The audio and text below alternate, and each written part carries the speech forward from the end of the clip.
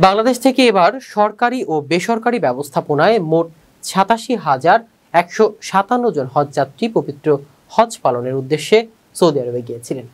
৫ June থেকে শুরু হওয়া হজ শেষ হয়ে ১০ জুলাই পর্যন্ত ফিরতি ফ্লাইট সম্পন্ন হয়েছে।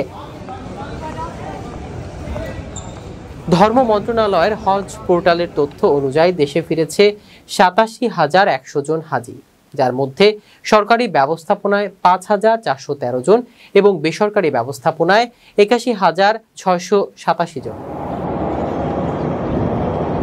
সৌদি আরবে যাত্রার জন্য মোট ২২৪টি ফ্লাইট পরিচালিত হয়, যেখানে বিমান বাংলাদেশ এয়ারলাইন্স ১০৮টি, সৌদি এয়ারলাইন্স ৮৩টি এবং ফাইন্যান্স এয়ারলাইন্স ৩৩টি ফ্লাইট পরিচালনা করে। ফিরতি পথে ২২১টি ফ্লাইটে হাজিরা দেশে ফিরে আসেন। চলতি বছর ৪৫ জন বাংলাদেশি হজ যাত্রী সৌদি আরবে মৃত্যুবরণ করেছেন, যার মধ্যে মক্কায় ২৭ জন, মদিনায় ১৪ জন, জেদ্দায় ৩ জন এবং আরাফায় ১ জন। বর্তমানে ১৪ জন বাংলাদেশি হাজি সৌদি আরবে বিভিন্ন হাসপাতালে ভর্তি আছেন। ধর্ম মন্ত্রণালয় যুগ্ম সচিব মোহাম্মদ মঞ্জুর হক জানান, ফ্লাইট সমাপ্ত হলেও অসুস্থ হাজিরা চিকিৎসাধীন এবং কিছু ব্যবস্থাপনা সদস্য এখনও সৌদি আরবে রয়েছেন।